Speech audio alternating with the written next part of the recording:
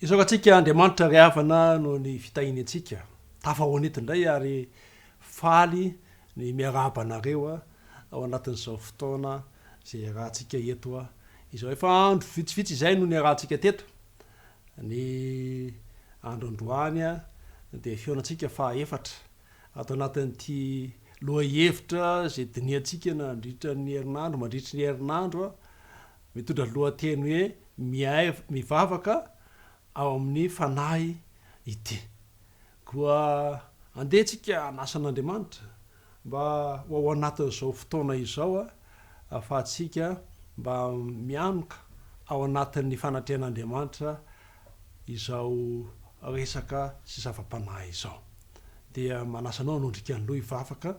ary hifantoka ao anatin'izay vavaka ataotsika izay. Hivavaka isika. Ray malala zay tsara indrindra an-danitra ao misaotra anao satria mbola nomenao. Ity fotoana androany ity indray zahay.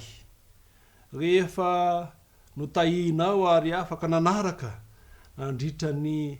andro vitsivitsy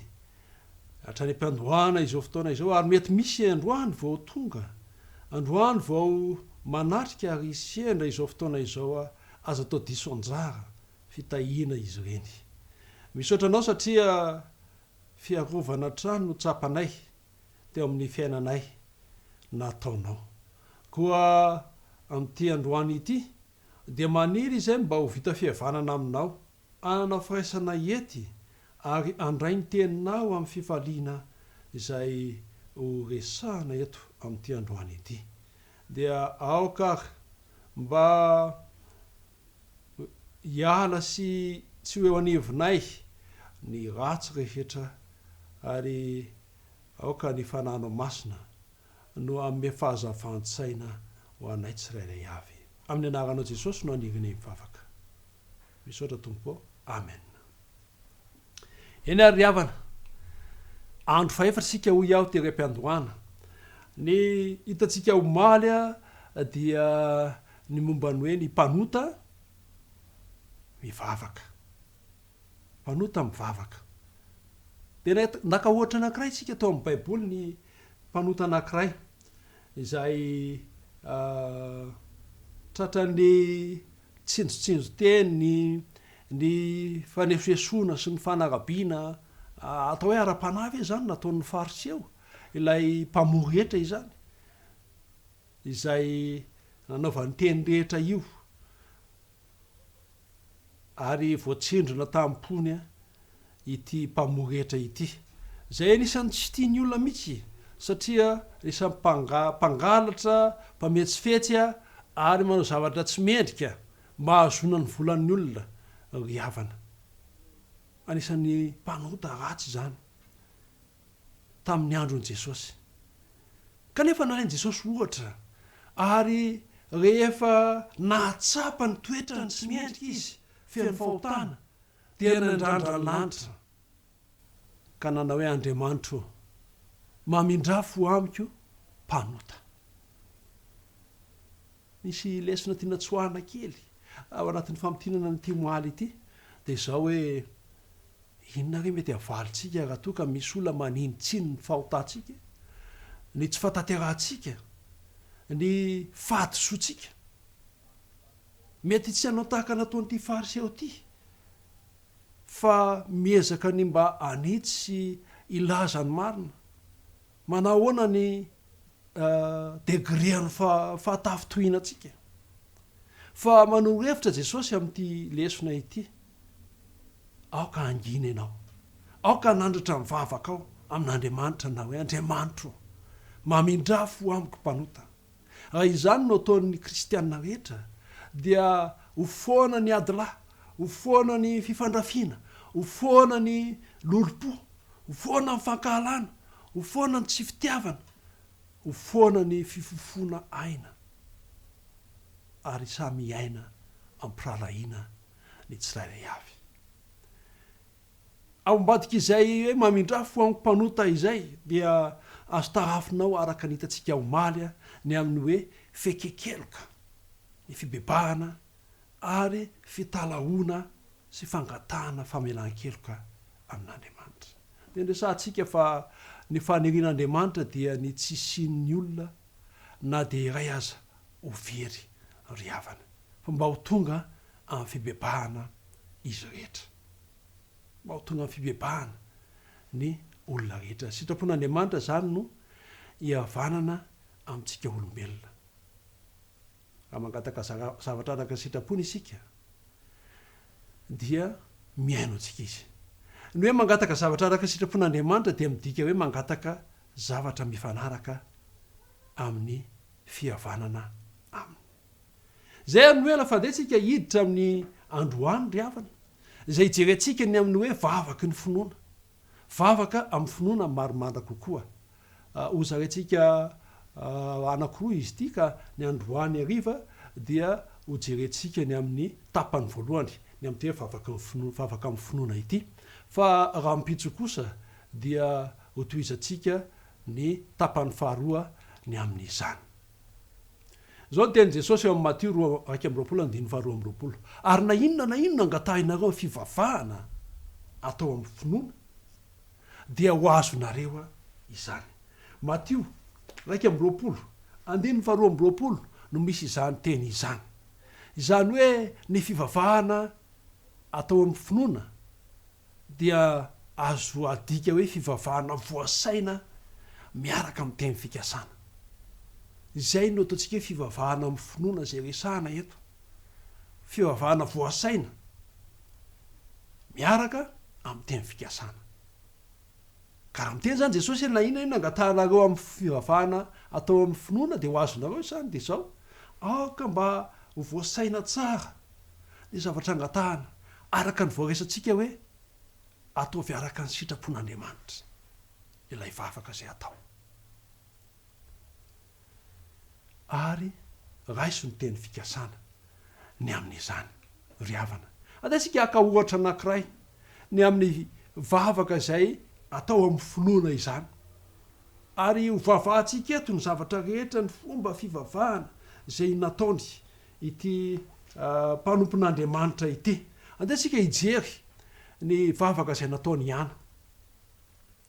Iza moa Iana? Rehefa jerentsika sy vakitsika ny Samuela voalohany toko voalohany dia vehivavina vehivavy vadina lehilahy anankiray atao hoe Elkana Efraimita izy io. Tsy niteraka izy fa momba Iana zany. Ary to tsy zakany Efraima izany Elkana izany tsy teraka izany dia naka vehivavy hafa izy, zany hoe naka vehivavy vady faharoa zany ity lehilahy ity. Namporofesiny tamin'ny penina Iana. Ary izay no zavatra nisy tao amin'ny tokantrano dia nisy ny fifandrafina. No rafesin'ny penina Iana na dia tokony ho izy ara Iana no tsy tian'ity vehivavy faharoa ity satria izy no vady voalohany. Ko satria niteraka marobe i penina dia nataony izay anorosorenana any Iana.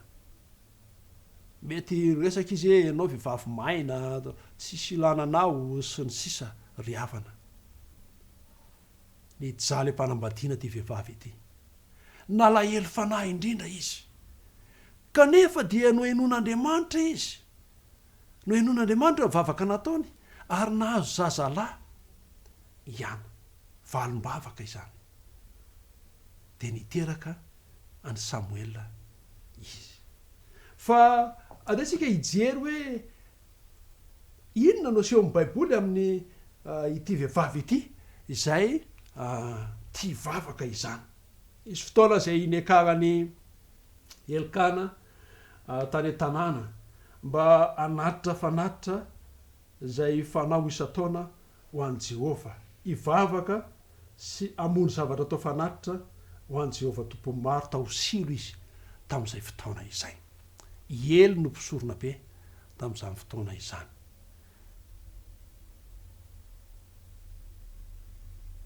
Dia nisy ny toe-javatra izay niseho ary nahita ny Iana ny vavaka izy. Ka izao nahazo valim-bavaka Iana ary ho jerentsika rehefa avy eo ny resaka izy mianaka ireo fa ny fantaina mipetraka de hoe ahoana fomba fivavaka iana ka nahazony a ny vanim-bavaka de nde jerentsika ny fomba fivavaka ihana ny zavatra hita voalohany ry havana dia izao iana de nanao fanandramana ny amin'ny teny fikasana zay voalazo amin'ny salamo 5:5 izao no ataon'ny mpanao salamo hoe antsoy amin'ny andro fahoriana dia amonjy anao aho ary ame voninahitra ay ianao efa naovany iana fanandramana izany mialohan'ny nanoratany Davida io salamo io ary tena niainany mihitsy nahazo zazalahy izy a rehefa taona maro tsy nanananaka dia niteraka ny Samuela no valiana zany ny fivavany no vonjen'Andriamanitra izy tamin'ny vavany rafy sy ny tondromaso tondromolotry ny rafy ary nanome voninahitra an'Andriamanitra satria nomeny an'Andriamanitra lompan'Andriamanitra ho lehilahin'Andriamanitra so ho mpanompon'Andriamanitra ity valim-bavaka ity de Samuela izany izay no anisan'ny vavaka zay nataony ihany fa iverenantsika kely le hoe inona ny andro fahoriana izay natonga ny ihana hivavaka ao amin'ny Samuela voalohany toko voalohany 10 de izao ny vaky ny teny ary ihana nalahelo fanahy indrindra ka nivavaka tamin'i Jehova izy sady nitomany dia nitomany ry havana mifandraika tanteraka izany amin'ilay voalaza hoe atsoy amin'ny andro mahaory nitomany dia fanehoana faharatapo ny fihetsepon'ny olona anankiray indrindra ho an'ny vehivavy fihetsepo tsy etoaina nalahelo fanahy indrindra izy nitomany dia nitomany ry havana mety misy toejavatra amseho amin'ny fiainanao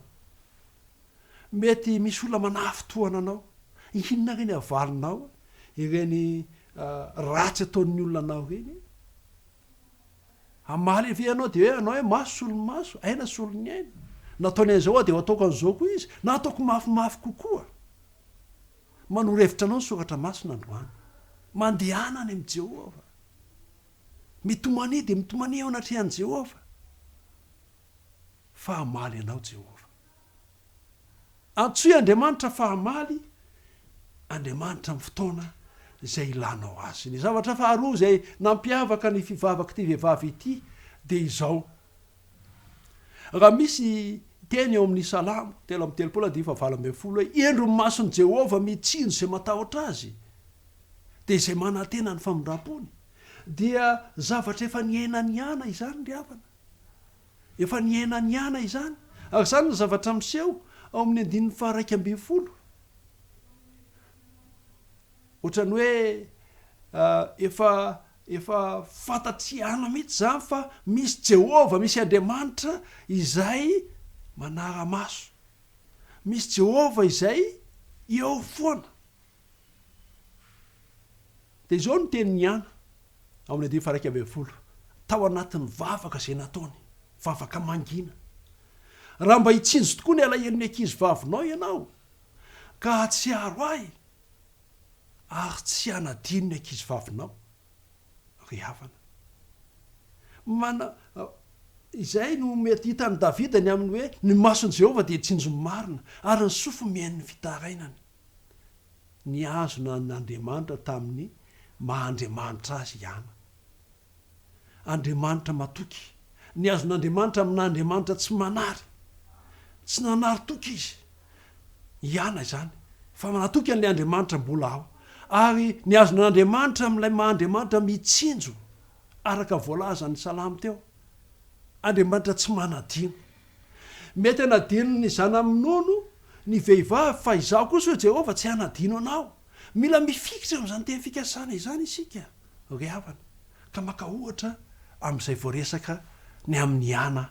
teto ny toejavatra manaraka de izao hoy ihana hoe ao amin'ny 1:12 ihany ame ahy zazalahy anome ahy zazalahy raha anome zazalahy ianao fa manina atao hoe zazalahy fa tsy teny fotsiny hoe zanaka ry hafa no faritany ana tsara ny zavatra nangatahany zazalahy ny zavatra nangatahany ny riny tamin'i Jehova tsy hoe teraka fotsiny fa zazalahy mila faharitanao tsara ihany koa ny zavatra angatahanao amin'Andriamanitra faharito tsara ina le zavatra angatahanao zavatra angatahana dia mila fantatra mazava tsara masaka ao an-tsaina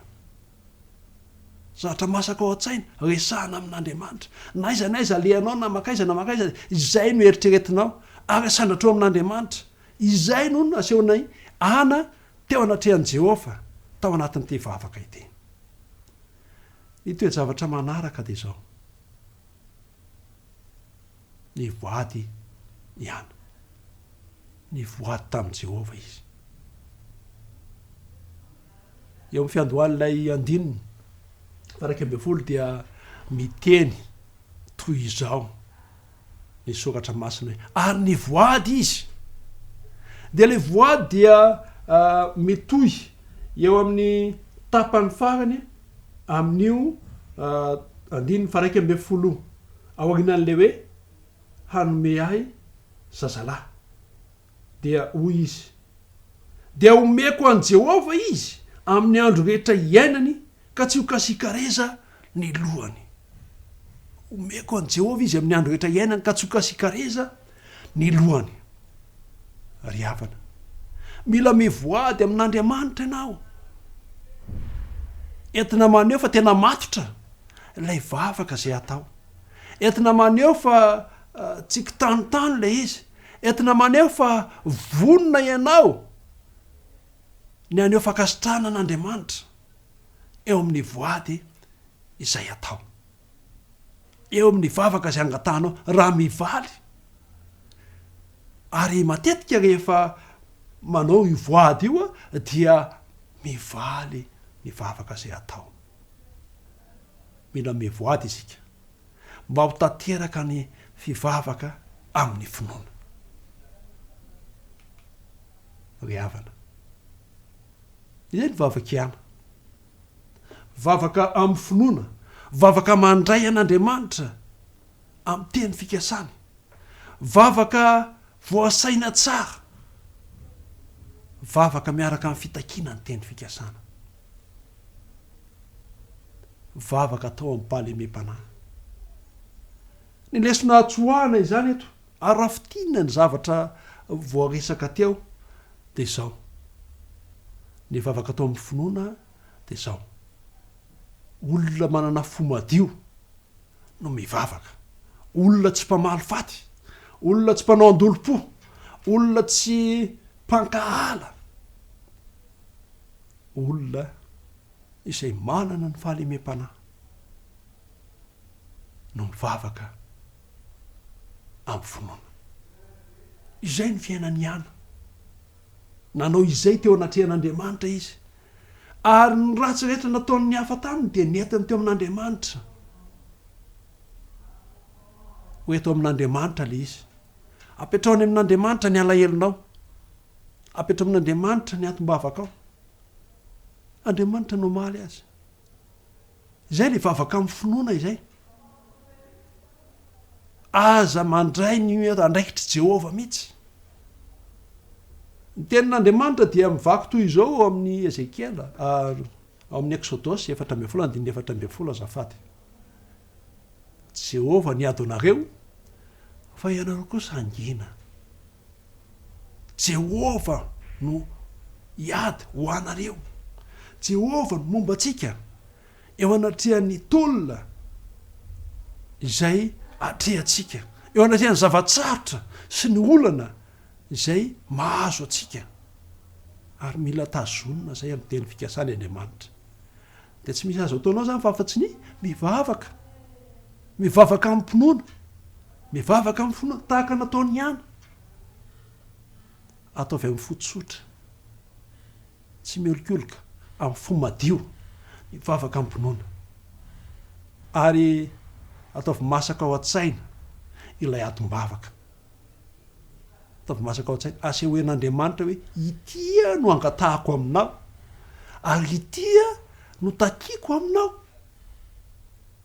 de ataovy miaraka amin'ny teny fikasana izany maro no teny fikasana amin'ny soratra masina efa ndraiky amin'ny zavatra angatahanao fa dia ataovy miaraka amin'ny teny fikasana izany azony ama-andriamanitra mpiahy andriamanitra tsy manadino andriamanitra mitsinjo azy io andriamanitra zay vavahantsika io de amalo mivavaka ao izy ary azadino ny mivoady ary rehefa mivoady ianao dia efa ao amin'i Jehova izany voadinao izany satria izay no fanehoana fa mankasitraka an'andriamanitra ianao de tsika hivavaka mba ho tafatoetra ary lasa fiainatsika eo amin'ny fiainam-bavakintsika ity ohatra anankiray amina vavaka zay atao ity dia ny vavakiana izany tapany voalohany izy ity fa rapitso atoizatsika ny amin'ny hoe atao hoe vavaka amin'ny finoana izay nataony iana de mila mba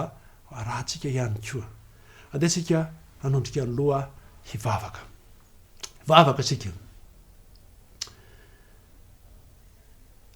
Jehovah ny masina sy tsara indrindra misaotra anao zay satria nomenao ny teninao ahafahanay miatrika ampinoana ny fiandrasana ny valim-bavaka ary ny fanatanterahana ny vavaka zay ataonay misaotra satria nanome lesona ianao tamin'ny alalan'ny toe-panahiny ana zay vehivavy ny vavaka vehivavy nanana fiainam-bavaka ary vehivavy niankina taminao tanteraka misaotra anao satria ianao dia andriamanitra mitsinjo andriamanitra mijery anay mampianarana hivavaka irao ny fananao masina mba anananay fiainam-bavaka mba tonga anay hiankina aminao isan'andro andriamanitra mijereny tsirairay avy ary ampianaro mba hanana fiainam-bavaka matotra ny tsirairay avy dia mitahita itokantrano zay nampandroso ity mitahiny tsirairay avy zay miaino mijery am'izao fotoana izao ary mba hana fanandramana am-bavaka zay azona valiny ka ame voninahitra ny anaranao izahay rehetra de misaotra tompo satria me mivavaka ianao amin'ny anaran'i Jesosy no anononana izany amen eny ary havana dia mbola ankasitrantsika andriamanitra ary isaorantsika satria noho ny fitahiny noho ny fitantanany de mbola afaka nanohy izao programa izao tsika tamin'ity androany ity ny rarina dia mba hitoerany fahasoavan'andriamanitra ao aminao ary ny tombonao ao amin'i Kristy andriamanitra ny hitantsika mirary tolomaso sambatra ho anao amin'ity hariva ity ho tahiny Jehova isika amen